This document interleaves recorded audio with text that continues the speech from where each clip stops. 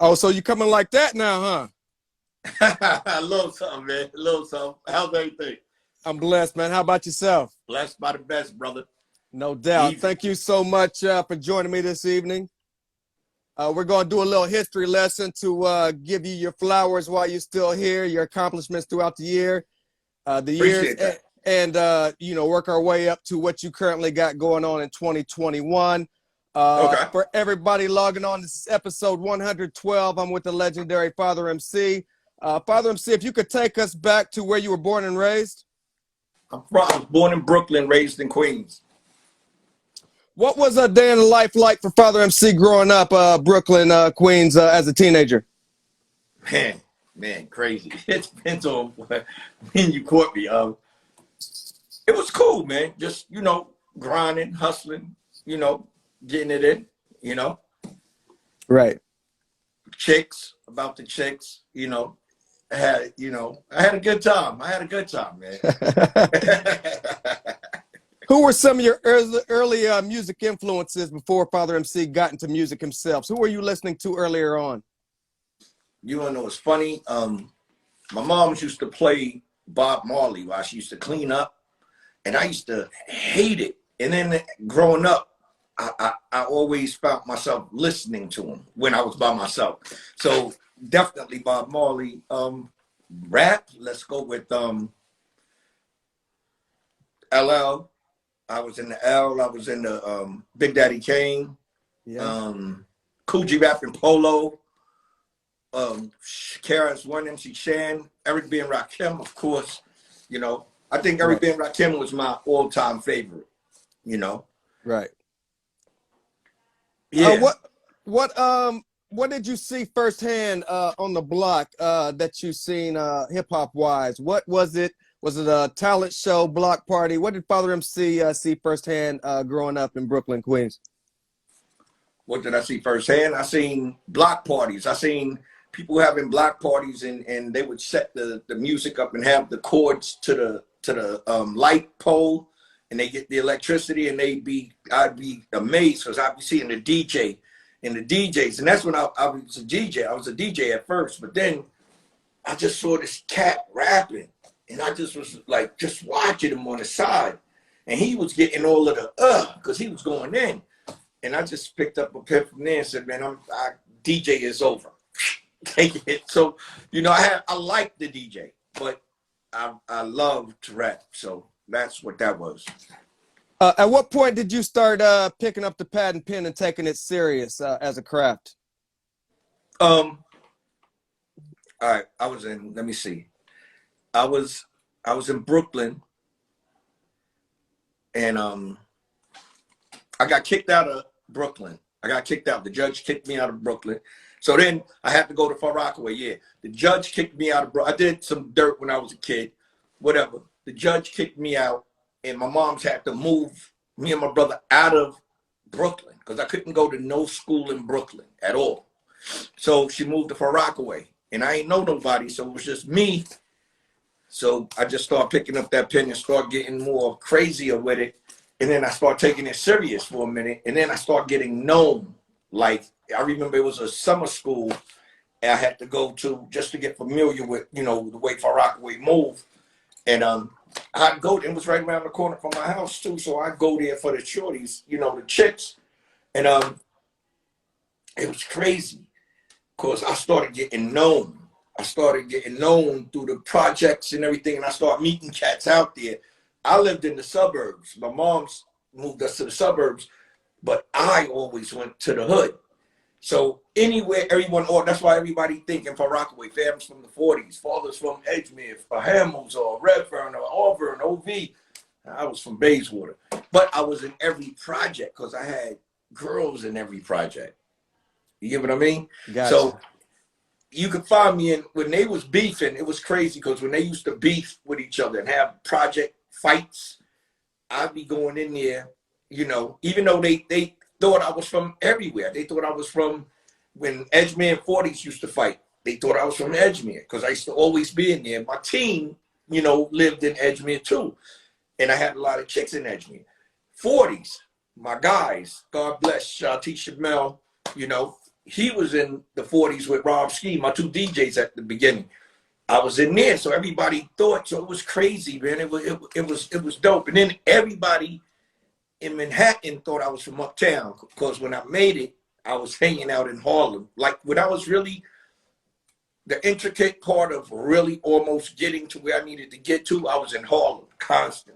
Because I just, for some reason, I love the way the cats moved in Harlem. Like, they style and everything. And they wasn't afraid to try to wear different stuff, try different things. And I was like, yo, okay, I'll take this style and take it to Queens real quick, and, you know, boom.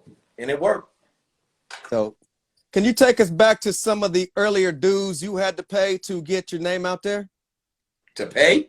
Your dues that you paid, you know. Oh, dude. Oh, man. Whew. Studio time. Had to pay studio time.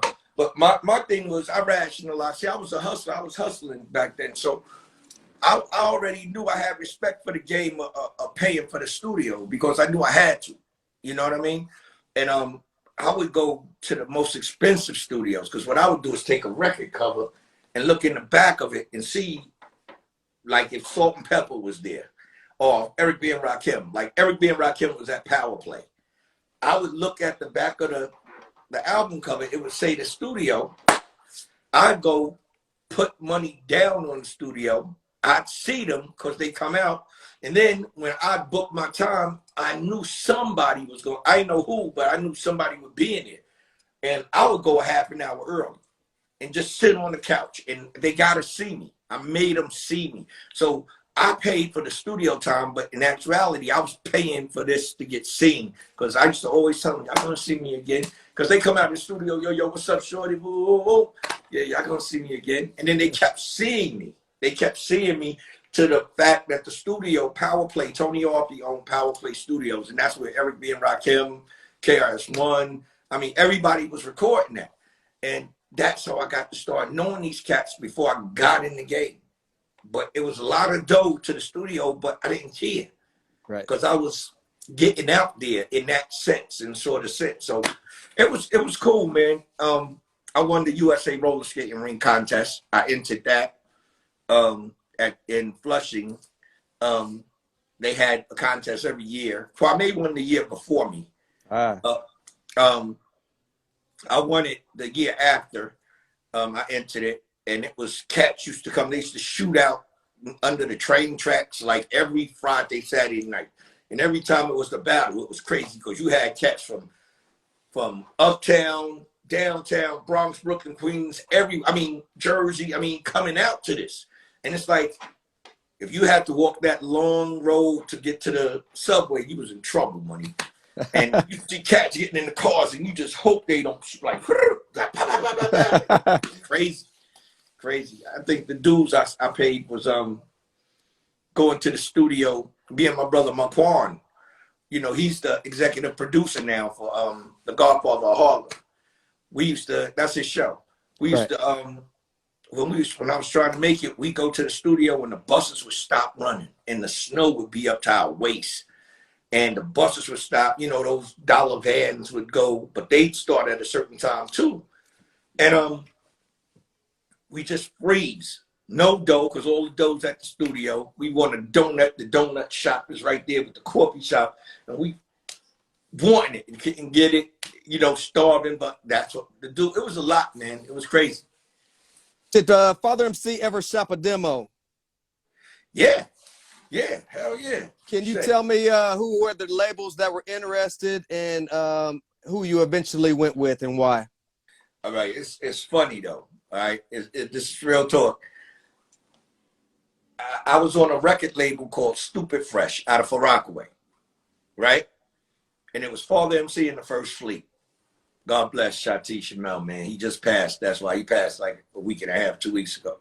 But I was me and two DJs. That was my gimmick. And so we started with Stupid Fresh. We broke up. Now I'm looking for a deal on names. I'm Uptown. I'm shopping. I'm catching eyes of people. You know, so I caught the eye of Kurt Woodley. He was the A&R for Uptown. And I didn't have to pay studio time no more. I didn't have to do none of that. So he kept taking me in the studio, paying. Felt good. He kept making me change my words, writing. I was like, man, it's not worth it, man. I'd rather just, pay it, and pay it. So I remember I met this lady named Linda in Queens in Far Rockaway. She took me to LL Cool J's mother, and LL Cool J mother said, okay, I want you back here Tuesday. I'll never forget. LL Cool J moms took me to meet Leo Cohen at Def Jam. He asked me, he liked me, and he was like, yo, so, he listened to what I had, and he was like, okay. And he was like, so what's your deal? I said, I'm in a situation with this label. I ain't know the talk, the lingo at the time. And he says, well, don't worry about that. We're going to get you out of that. So I know I'm on Def Jam at this point. And Def Jam was killing. Leo paid lawyers, got me out of the deal. I'm no longer with Stupid Fresh. Bow. Okay. Now, I meet Dante Ross. Dante was the president at Tommy Boy at the time. He told me, he used to rock and roll with me to studios just to see. I didn't even know this either. I didn't know he was the president. I just knew this white cat was feeling my music. And he was like, yo, listen, man, listen. He said, I just got the deal. And I knew he was somebody, though. You know what I mean? He said, I just got the deal over there at Elektra. I'm president. He said, I could sign you to Tommy Boy, but I'm leaving. He said, or you could stay and come with me to Elektra, but it's going to take 6 months for me to get in to start doing what I need to do. I was really rocking with Dante until he said that 6-month thing. You know what I mean? I was like, man. But then now I got a contract from Def Jam. I got a contract from Tommy Boy and a contract from Elektra. Then came Sylvia Rome. You have Warner, Elektra, Atlantic. I got contracts from everybody. So at this point, and when Kirk was the A&R in Uptown, Andre would never want to mess with me. I'm like, okay. Now, I done made a record. I done went out on my own. I got like 7, 8 deals on the table at this point. So I go to Andre because I didn't want to be on Uptown Records on some real shit. I wanted to be on the management because I saw the way they build up. I saw while I was there, I saw how they built Guy, how they was doing Guy, how they was doing I'll Be Sure, how they was doing Heavy D. I saw all Finesse and Sequist. I saw Groovy Chill. I was like this, oh shit. So I said, I'm coming back there. And I'll never forget, I seen I'll Be Sure, and he was not dressed right? He's dressed regular. And then I seen him around 6 months later. This kid had on a jacket. It was like a long leather Shirley, but it wasn't the regular Shirley. And I said, yo, Al, I said, man, how much you pay for that? He's like, oh, this cost me like around $35,000. I said, where you get that? He said, overseas. I got it overseas, $35,000. Money, when they made Al, I thought Al was the black Elvis Presley. Walked around the street. Girl, he said, watch this. Girls just started chasing him and falling out. And I'm like, oh, my God. Next thing you know, and this is when they had the office in Brooklyn, Uptown. Guy, Teddy Riley, Aaron Hall, Damon. And they looked like they was little Lamborghinis or whatever it was, but they just was like driving, and they took me under their wing. I was like, holy shit, man, I gotta be here, man. So I went to Uptown. I said, Dre was in his office in a real crazy meeting. So I go down to the lawyers, to Bob Celestin and Steve Lucas at this point. I'm like, yo, man, I just want management. And they said, well, let's hear what you got. So I ain't showed them the contracts yet. So I'm playing this boom, boom, boom, boom, boom. I had a record called It's Time to Go Prom. And I'll never forget when I gave them the contracts, they said, oh, with the gas talk, record company bullshit. Yo, we're gonna blow you up. We're gonna give you a contract, we're gonna give you this money, I was like this, look. Nigga. I didn't know about that. I knew about the contracts I had. So at the end of the day, you know, Dre runs in the office. Yo, who's that? Who's that? Now I'm standing beside the door. So the door went in front of me, so he couldn't see me. And he's like, who's that? And they said, yo, that's your boy, Father MC. And he said, that black motherfucker? And he said, yeah. He said, get his ass on the phone, man. They said, well, he's right in back of you. And then I pushed the door a little bit. I'm coming out. And Dre was like, yo, listen, what you doing? I was like, he says, you want to be hot? Or you want to be hot? I was like, I want to be hot, man. He's like, you know, the gas talk, like, yo, we're going to blow you up. We're going to And then Bob, I'll never forget Bob say, yo, Dre, that's all the fathers. And he showed him the contract, so all the contract. So Dre was like, all right, no thing. Like, he looked, he said, okay, yo, it's Friday. Give me into Tuesday. If I don't beat this, he gave me $1,000 on a Friday night. $1,000. He told his assistant, go to the bank. And at that time, the bank was 3 blocks near the Long Island Railroad, right there. Boom. He wouldn't got $1,000. He said, if I don't beat none of this, that $1,000 is on me. He said, I'll let you know by Tuesday. I was like, shit, I could wait. I got a G. I could wait. It's Friday night. I'm about to go get lit. I'm at working at Kentucky Fried Chicken, man. And it's ending of the day. And I'm like, these niggas ain't calling, man. Fuck it. And now I'm at point where I'm going with Def Jam. I'm automatically picking. I'm getting ready to go with Def Jam. I'm already phased out. Like, as soon as I get off this damn job, I'm calling Def Jam and calling my lawyer and saying, let's go. Man, 4:30. That phone rang. And I'll never forget, I had a tray of chicken in my hand and that phone rang. And I looked at it and I was like, oh, shit. Dropped the chicken. My boss is cursing me out. Yo, father, you mother. The customers can hear him cursing me out. I go, Bob Celestin on the phone. Yo, man, the father. I say, yo, what's up? He's like, yo, say congratulations, man. I want to say congratulations. I was like, what? Yo, come get your money. Come get your contract, buddy. I was like, stop, Bob. You serious? Man, when he told me that, man, I ripped up everybody's number on the wall that worked at Kentucky Fried Chicken. I ripped it up. It was like rush hour and shit. And my boss was Scott, and he was from Alabama, so he had an accent. It was funny. It was crazy. And I called people and said, y'all don't have to come to work today because, you know, it's slow, whatever.